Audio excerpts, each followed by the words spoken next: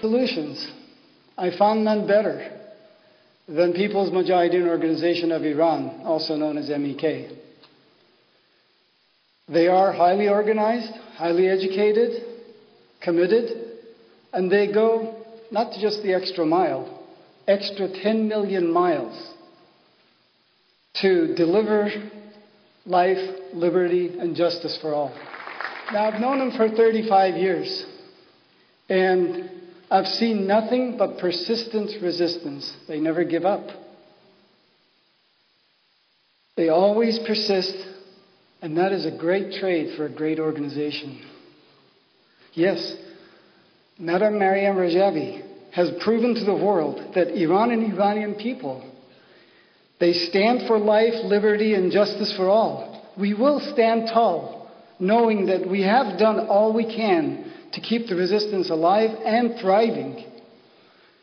We have paid a heavy price, and will pay as much as we need to, as much as necessary, to end their destruction path. It's only a free and democratic Iran that will stop the brain drain and provide the brains that the Iran and the world needs to go ahead and return Iran to serving the humanity in full force. Imagine that day. That day will come soon. Thank you very much, and God bless you all. We have also been inspired by the young activists in Camp Liberty who have dedicated their lives to bringing freedom to Iran.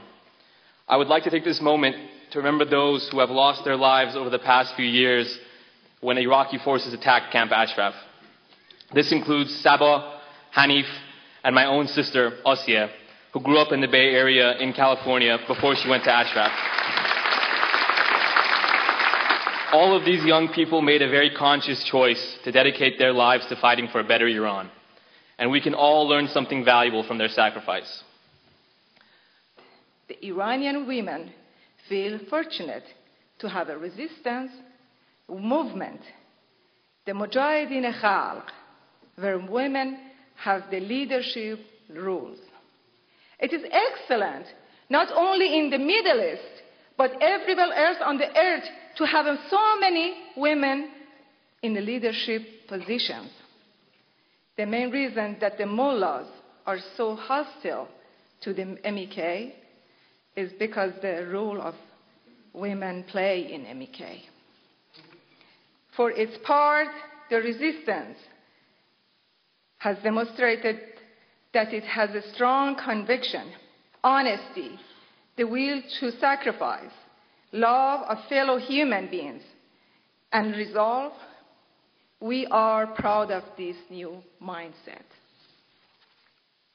Of course, such a heroism and motivation must be the result of the capable leadership that has guided the resistance under the most difficult conditions, and that leader is Madam Maryam Rajavi. We have met her motto, we can and we must. Our own motto, and work together and follow the footsteps of the 1,000 women at Camp Liberty in advancing the cause of the freedom in Iran. You know, the last time you saw me, I was in tears from my father's death.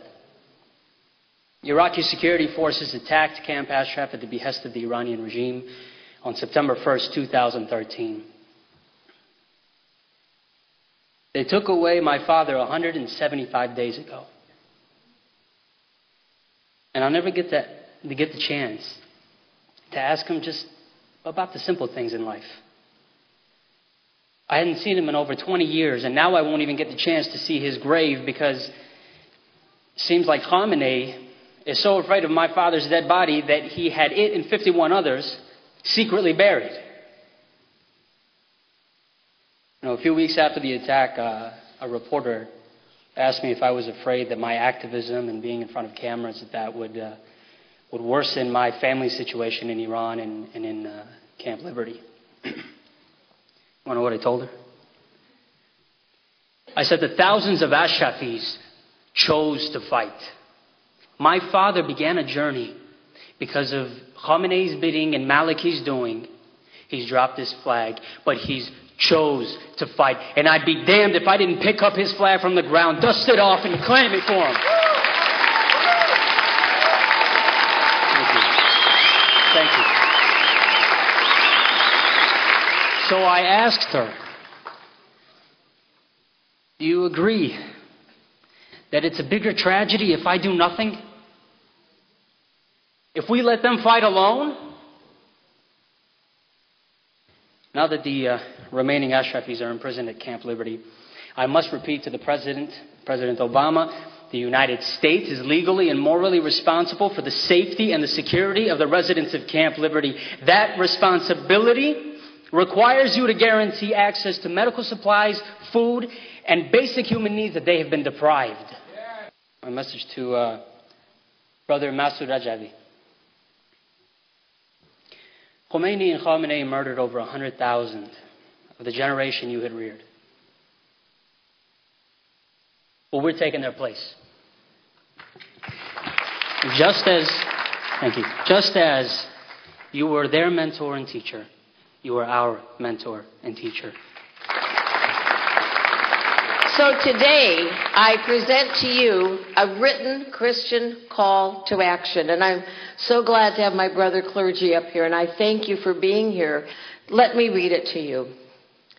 In the February 10th, 2014 speech by Madame Maryam Rajavi, President-elect of the Iranian resistance, delivered to delegates from more than 300 Iranian associations throughout the world, gathered in France, she said, despite facing the most brutal forms of repression, which have been largely unprecedented in the contemporary world, the Iranian people have never surrendered to the clerical regime.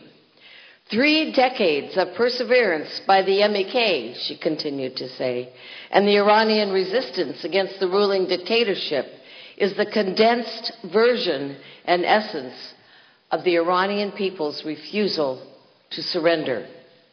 We, the Christian clergy that will be signing this, and I'm going to make sure it gets spread to as many clergy throughout the country that I can possibly do, by our presence here today, by the signatures that we're going to gather, we stand in solidarity with our Iranian brothers and sisters.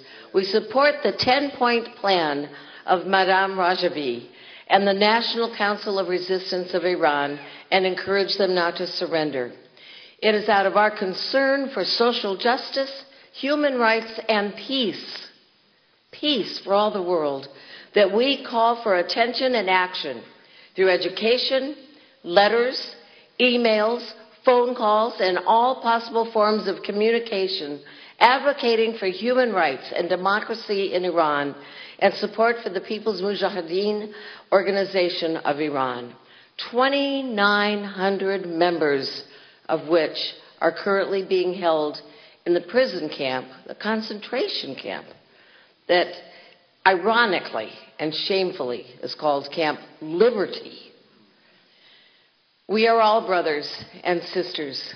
That's the end of the call for action. But I just want to personally share, we are all brothers and sisters under God. We are responsible one another for each other's lives.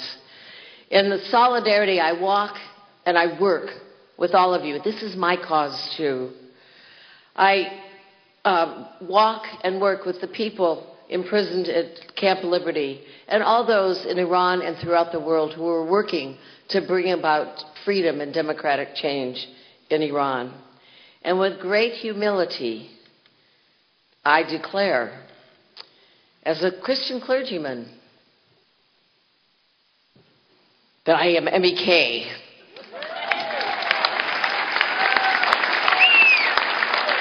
And I also declare, I am Ashrafi.